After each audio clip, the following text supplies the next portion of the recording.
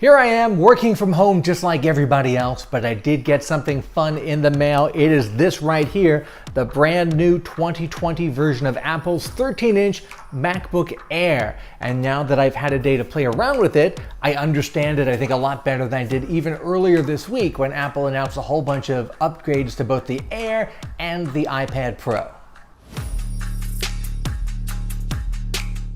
So when I got the new MacBook Air in the mail from Apple, the first thing I did was take it out of the box, and then I put it right next to the 2019 version of the MacBook Air. I looked at them side by side. Frankly, from the outside, you can't really tell the difference.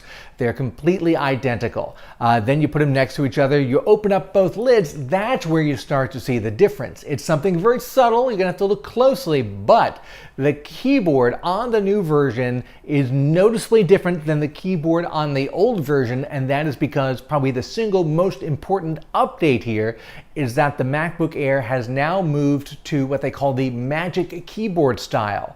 That is the style of keyboard that's in the 16-inch MacBook Pro, and it's also in the standalone Magic keyboards that Apple sells separately, or they come with an iMac. They're meant for desktop use, but you can really hook them up to anything. They're just Bluetooth keyboards, and they have a better version of the Apple keyboard than we've seen on pretty much all of the laptops for the last 3, 4, 5 years, where they all switched over to that butterfly keyboard. That's the super flat one that started in the late great 12-inch MacBook and then promulgated itself throughout the entire MacBook line. Everybody always hated it. They were fixing it. They were making it better, but people still had problems with it. The buttons wouldn't press right. They would get stuck. A little bit of dust would get in there. I'll be honest with you, it was never quite as bad as everybody said, but it wasn't good.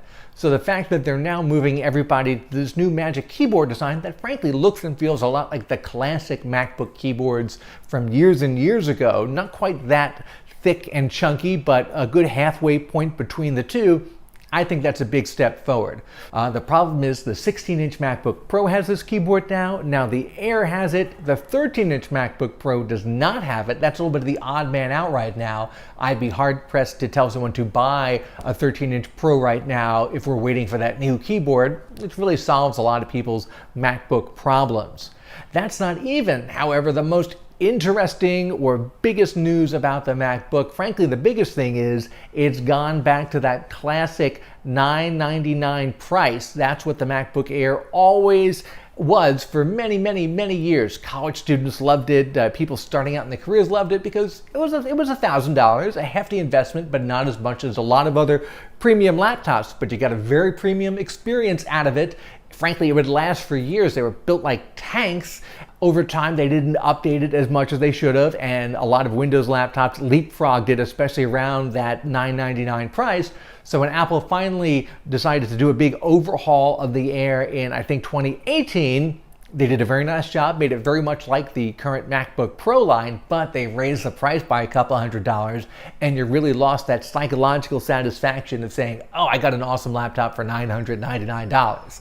So now it's back to $999, but there's a catch. There's always a catch. In this case, that base model doesn't come with the standard Core i5 Intel CPU that you would expect. Instead, it trades down to a Core i3, a dual-core version. That's usually what Airs have, but I'm a little hard-pressed to say I feel comfortable spending $1,000 on a Core i3 CPU laptop. Very often you see those chips in lower or mid-tier laptops, especially ones that go on sale around, Black Friday for doorbuster specials.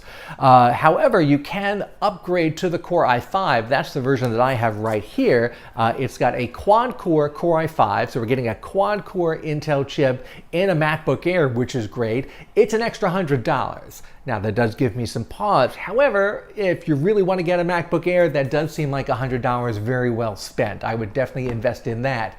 If you want to upgrade the storage space or the RAM, that's going to be more expensive. Fortunately, the storage space has already doubled. For many years, MacBook Airs had 128 gigs of storage. Now the default is 256. I think that's much more in the comfort zone. You could still get the upgraded model from that and go up to 512. I think most people don't need that. 256 is perfectly adequate and will be, at least for a few years, until we start getting into more 8K video and other really big, high file size items.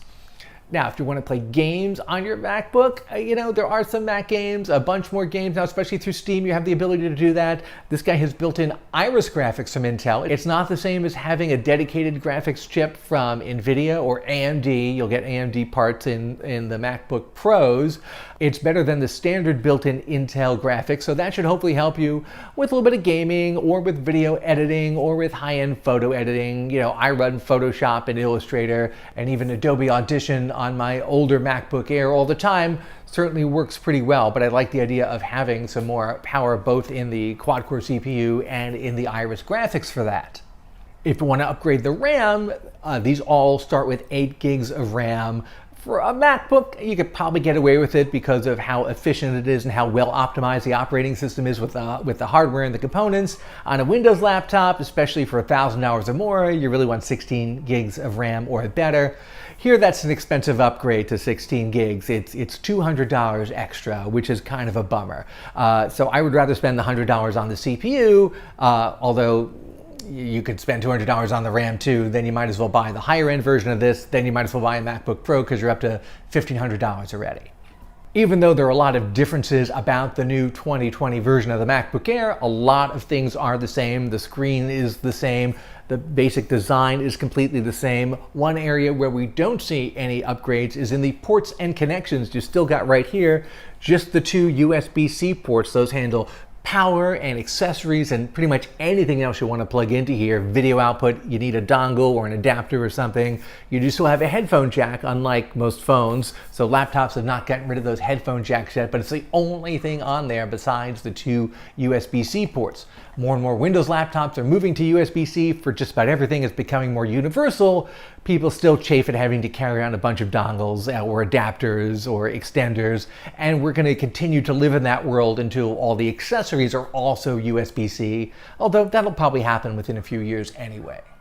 This is not the most revolutionary overhaul of the MacBook Air ever. The big change happened a couple of years ago where they updated the design and the screen and really just everything else to bring it in line with all of the other current MacBooks.